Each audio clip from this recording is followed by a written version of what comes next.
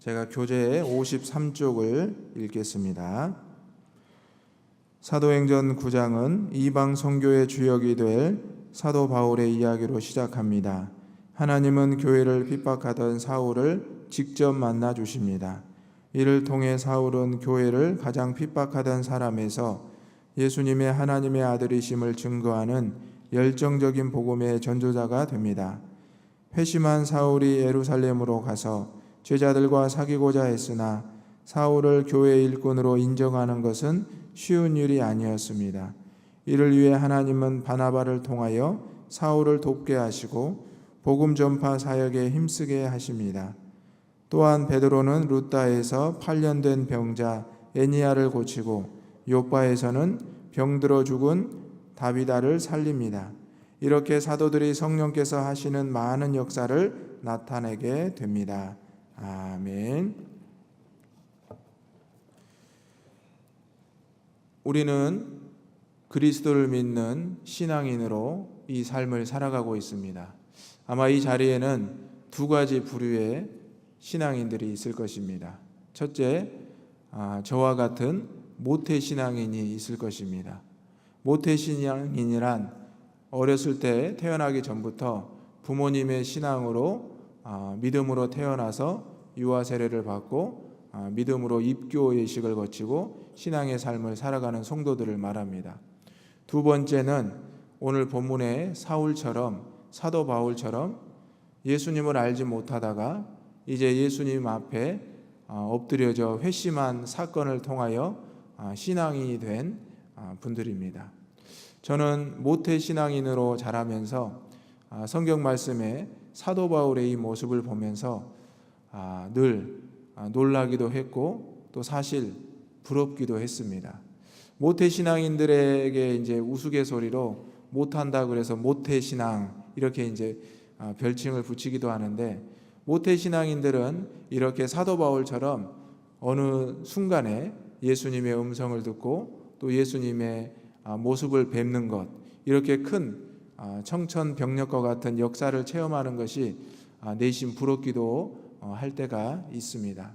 하지만 모태신앙인으로 쭉 살아오면서 회심한 그리스도인들과 또 모태신앙인들을 보면서 동일하게 주님께서 각자의 은사와 달란트로 역사하신다는 것을 보게 되었습니다.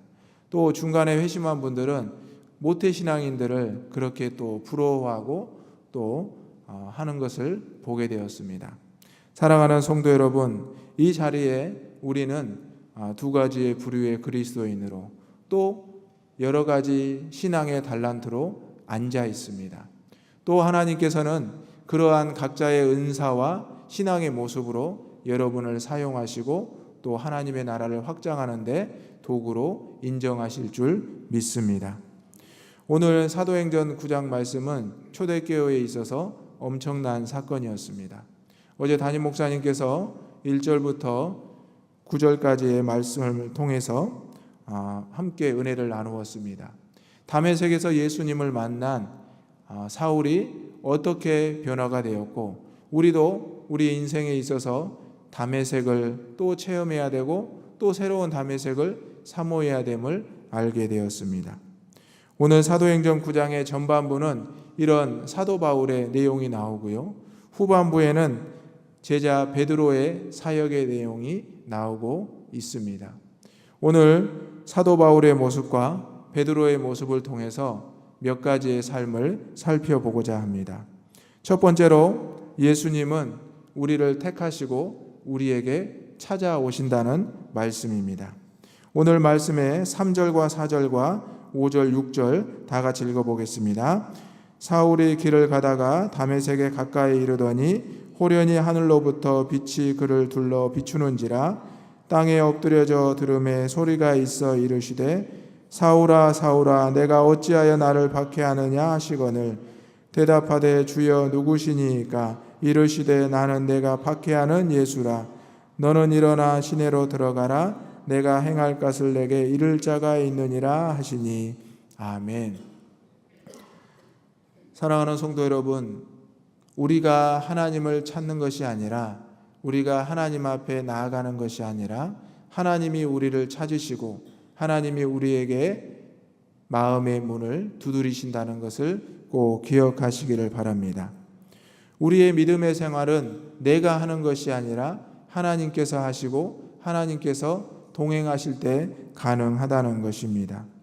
오늘 사도 바울은 사울이라는 이름을 가지고 예수님을 핍박하는데 가장 앞장섰던 사람입니다. 심지어 그는 스데반이 순교할 때 가장 맨 앞자리에서 돌을 가지고 있었고 또 그 앞에 하나님의 역사를 방해했던 괴수 중에 괴수였습니다. 오늘 본문의 말씀을 보면 그것도 모자라서 이제 예루살렘에 와서 믿는 자들, 그리스도인들을 잡아 가두기 위해서 대제사장에게 그런 권한까지 받았던 아주 주님을 앞장서서 핍박하던 사람이었습니다. 그런데 오늘 다메섹에서 주님께서 사울을 부르십니다. 사랑하는 성도 여러분, 오늘 하나님께서 여러분의 삶 가운데 찾아오시고 여러분의 이름을 부르실 때 하나님의 음성을 꼭 들으시기를 소망합니다. 사실 사도 바울과 같은 사람을 택하신다는 것 자체가 우리들 신앙인들의 입장에서는 아주 불쾌하고 마음이 편하지 않습니다. 예수님을 핍박하고 그리스도인을 잡아 가두고 심지어 돌로 치던 사람이 왜 하나님의 준비된 그릇이고 하나님의 왜 택한 사람이라는 것을 우리가 받아들이긴 쉽지 않습니다. 오늘 본문의 말씀을 보면 예루살렘의 교인들과 지도자들 역시 심지어 사울을 만났던 아나니아라는 제자 역시 그것을 용납하기 쉽지 않았습니다. 여러분 한번 생각해 보십시오. 여러분을 옥에 가두고 잡으려고 하는 사람들을 찾아가서 그 사람에게 세례를 베풀고 그 사람에게 복음을 전하고 또 그 사람이 여러분에게 내가 언제 그랬냐는 듯이 찾아와서 뱅그레에 웃으면서 함께 복음을 전하자고 하면 과연 그것을 받아들일 수 있는 사람들이 성도들이 얼마나 있겠습니까? 우리와 함께 생각을 달리했던 그 사람들이 왔을 때 우리의 마음이 쉽게 열리지 않는 것을 우리는 너무나 잘 알고 있지 않습니까? 하지만 오늘 우리 주님께서는 죄수 중에 죄수였고 우리를 핍박하던 자 중에 앞장섰던 이 사울을 택하셨고 찾아오셨다는 말씀입니다. 오늘 나는 아닙니다. 나는 사도 바울처럼 이렇게까지 하지 않았습니다. 아마 이 자리에 앉아있는 저와 여러분은 그렇게 말할 수 있을 것입니다. 하지만 주님 앞에서는 예수님 앞에서는 똑같은 죄인이라는 사실을 꼭 기억하시고 고백할 수 있기를 소망합니다. 내가 죄의 경중이 낮습니다. 내가 저 사람보다는 아무렴 그렇지 않죠. 바리새인이 세리의 기도를 보면서 세리의 모습을 보면서 그렇게 책망하고 조롱했지만 예수님 앞에서 오히려 바리새인의 죄가 중했음을 우리는 성경을 통해서 알 수가 있습니다. 오늘 내가 어떤 죄를 지었든지 내가 어떠한 상황에 있든지 심지어 내가 주님을 부정하고 핍박하는 그 자리에 있을지라도 주님께서는 저와 여러분을 찾아오시고 택하신다는 사실을 꼭 기억하시고 내가 모태신앙인이든지 중간에 주님을 만나고 회심했던 신앙인이든지 꼭 주님을 만난 그 증거를 가질 수 있는 저와 여러분이 되시기를 소망합니다.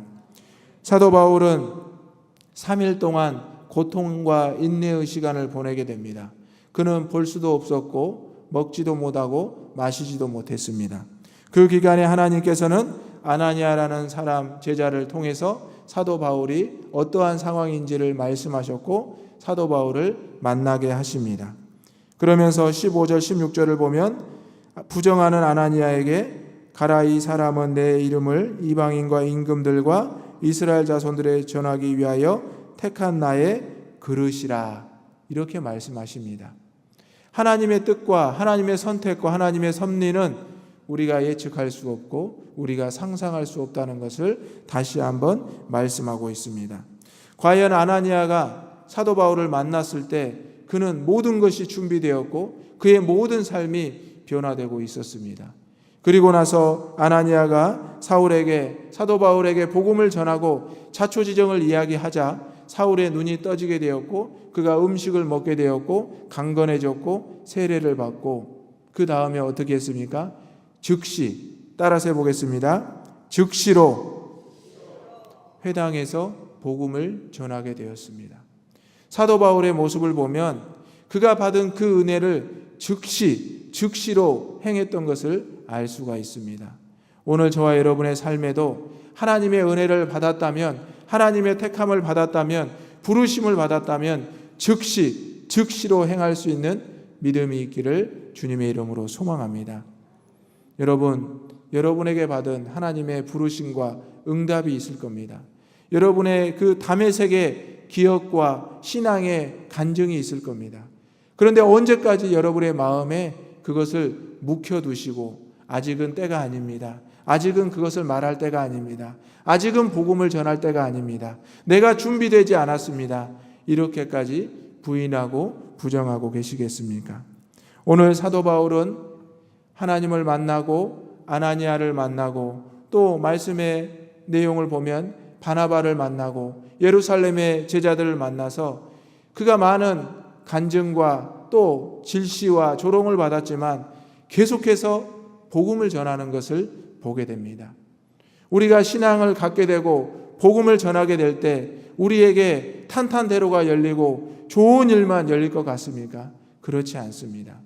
저 사람 언제부터 예수를 믿었어? 자기가 언제부터 교회를 다녔다고 나에게 복음을 전하고 예수를 증거하고 있지? 또 교회에 왔는데 저 사람이 언제부터 교회를 다녔어? 술 마시고 또 세상적으로 살아가던 저 사람이 언제부터 저렇게 예수를 안다고 나에게 말하고 있지? 우리에게 말하고 있을까? 이런 조롱과 질시가 있을 수도 있습니다. 하지만 오직 나를 부르신 예수님만 보시고 나아가시기를 바랍니다. 우리 안에 죄가 없는 사람이 없고 우리 중에 죄인이 아니었던 사람이 없습니다. 지금 우리가 조금 의롭다고 생각하지만 그 역시 하나님 앞에서는 죄인일 뿐이라는 사실입니다. 오늘 사도 바울은 변화가 되었고 변화가 되고 있습니다. 또 변화가 되고 변화가 된 것을 하나님의 제자로서 복음으로 증거하고 있다는 사실입니다. 말로만 변화되지 마시고 삶으로 변화되는 저와 여러분이 되시기를 주님의 이름으로 축원합니다. 아멘. 두 번째로 사도 바울은 변화가 되는 모습을 직접 보여주고 있습니다. 20절부터 22절까지 다 같이 읽어보겠습니다. 즉시로 각 회당에서 예수가 하나님의 아들이심을 전파하니 듣는 사람이 다 놀라 말하되 이 사람이 예루살렘에서 이 이름을 부르는 사람을 멸하려던 자가 아니냐. 여기 온 것도 그들을 결박하여 대제사장들에게 끌어가고자 함이 아니냐 하더라. 사울은 힘을 더 얻어 예수를 그리스도라 증언하여 다메섹에 사는 유대인들을 당혹하게 하니라. 아멘. 사울에게는 이런 자신감이 있었습니다. 주님을 만났고 주님을 증거하는 능력이 생겼다는 사실입니다. 즉시로 그가 회당에서 예수가 하나님의 아들임을 증거하니까 듣는 사람이 다 놀라게 되었습니다. 왜냐하면 며칠 전만 해도 하나님을 핍박하고 그리스도인들을 잡아들이기 위해서 앞장섰던 사람이 오늘 갑자기 예수님이 구주시고 예수님이 살아계신 하나님의 아들이라 증거하니까 그들이 너무나 당혹하며 놀라 모습을 보여주고 있습니다. 그런데 22절에 보니까 사울은 어떻게 했습니까? 힘을 더 얻게 되었습니다. 사울은 지금 이 순간을 기쁨으로 생각하고 있습니다. 어쩌면 부끄럽고 창피한 그 순간이었지만, 손가락질 받는 그 순간이었지만 오히려 사울은 힘을 더 얻었다는 사실입니다. 여러분, 내가 예수님을 만나서 세상의 삶을 다 정리하고 주회전에 나왔을 때 사람들이 물어보고 사람들이 손가락질했을 때 여러분 부끄러우셨습니까? 창피하셨습니까? 오늘 사울의 모습을 보십시오. 자신을 부정하고 너가 언제부터 그렇게 예수쟁이가 됐냐고 물어봤을 때 오히려 사도 바울은 맞습니다. 내가 그랬습니다. 하지만 다메섹에서 예수님을 만나고 내가 이렇게 변했습니다. 힘을 얻고 힘을 얻어서 오히려 복음을 증거할 때 많은 믿는 사람들이 당혹하게 되었다는 사실입니다. 우리 믿는 신앙인들에게는 이런 당당함과 이런 자신감이 있어야 될 줄로 믿습니다. 여러분, 언제까지 부끄러워하시고 언제까지 소극적으로 복음을 증거하시겠습니까? 이제는 조금 사도 바울처럼 예수님 때문에 뻔뻔해지시고 자신감이 좀 생기시고 당당해져야 되지 않겠습니까? 예수님이 부끄럽습니까? 예수님이 숨겨야 될 존재입니까? 내가 과거에 그런 삶을 살았던 것이 청산되었던 것은 오직 예수님 때문에 아닙니까? 그렇다면 믿는 자들에게나 믿지 않은 자들에게 당당하게 예수님 때문에 내가 이렇게 됐습니다라고 증거할 수 있는 우리의 모습이 꼭 있기를 소망합니다. 오히려 사도 바울을 통하여 그리스도인들에게 깨달음이 주어졌습니다. 우리의 믿음만이 옳은 것이 아니구나. 저 괴수 중에 괴수였고 죄인 중에 죄인이었던 사울이라는 사람이 이렇게 변화되는 것이 복음의 능력이구나. 주님의 역사이구나. 그들은 깨닫게 되었다는 사실입니다.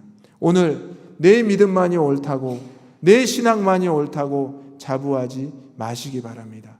그런 자만함과 교만함의 신앙을 다 내려놓고 사울과 같이 회심으로 주님 앞에 달려나온 믿음의 용기 있는 자들을 잘 품어낼 수 있는 우리 신일교회가 되기를, 믿음의 공동체가 되기를 주님의 이름으로 축원합니다. 아멘. 오늘 본문 세 번째 34절 다 같이 읽어보겠습니다. 34절입니다. 베드로가 이르되 에니야야, 예수 그리스도께서 너를 낫게 하시니 일어나 내 자리를 정돈하라 한데 곧 일어나니. 아멘. 40절도 읽어보겠습니다. 베드로가 사람을 다 보내고 무릎을 꿇고 기도하고 돌이켜 시체를 향하여 이르되 다비다야 일어나라 하니 그가 눈을 떠 베드로를 보고 일어나 앉는지라. 아멘. 세 번째로 하나님께서는 하나님의 사람을 통해 역사하신다는 것입니다. 사도 바울의 이야기를 끝내고 이제 성경은 주의 제자 베드로의 이야기를 하고 있습니다. 베드로는 오늘 본문에서 다비다라는 여제자를 죽음에서 살리고 8년 된 병자 에니야를 고치게 됩니다. 이 모든 것이 베드로의 능력이 아니라 주님의 능력이었습니다. 예수님의 능력이었습니다. 사랑하는 성도 여러분, 여러분의 삶 가운데 사도 바울의 당당함과 신앙의 용기가 있다면 또 오늘 베드로의 하나님의 역사가 여러분의 입술에서, 여러분의 손길에서 나타나기를 소망합니다. 우리 믿음의 공동체에 이런 치유의 기적이, 하나님의 역사와 행하심의 능력이 나타나기를 소망합니다. 그저 단순하게 기도하는 것이 아니라 병자를 고치시고 죽은 자를 살리시는 그 능력을 믿고 기도했던 베드로처럼, 주의 백성들처럼 기도하는 저와 여러분이 되시기를 소망합니다. 어제 저는 남성교회 회원들과 함께 투병 중인 우리 최동준 집사님을 병문안했습니다. 항암 치료 중에 머리를 다 깎고 환자복을 입고 있는 그 모습을 볼 때 저는 처음에는 많이 놀랐습니다. 그런데 우리 집사님께서 성도님들의 기도로 제가 이렇게 회복되고 있습니다. 제가 많이 회복되어서 더욱 하나님 앞에 기도하고 이 병상에서 주님을 만나고 있다는 당당한 모습을 보았습니다. 사랑하는 성도 여러분, 우리 주변에, 우리 교회 안에 환우들이 많습니다. 어린 자녀부터 노년에 이르기까지 우리 안에 환우들이 많이 있습니다. 우리가 그들을 위해서 기도하고 있습니다. 그런데 단순히 기도의 제목만을 읊는 것이 아니라 그 환우들의 모습을 생각하면서 주님, 사랑하는 집사님, 사랑하는 권사님, 사랑하는 장로님, 사랑하는 우리 어린 생명, 우리 아이를 살려주십시오. 그들의 병이 8년이 되었습니다. 12년이 되었습니다. 주님, 그들을 긍휼히 여겨주시고 불쌍히 여겨주십시오. 그렇게 간절히 기도할 때 하나님께서 여러분의 기도와 간구를 들으시고 응답하여 주실 줄로 믿습니다. 여러분의 기도는 천국 보좌를 움직이는 능력이 있습니다. 그런데 여러분 어느 순간에 조용히 기도하고 그냥 기도하고 들어주시면 좋고 아니면 말고 이런 소극적이고 이런 의지적이지 않는 기도를 할 때가 우리 안에 있다는 것입니다. 사랑하는 성도 여러분, 오늘 하나님께서는 하나님을 핍박하던 사도 바울을 찾으셨고 그를 변화시켰습니다. 그리고 주의 제자 베드로를 통하여, 사울을 통하여 하나님의 능력을 행하셨습니다. 역사하셨습니다.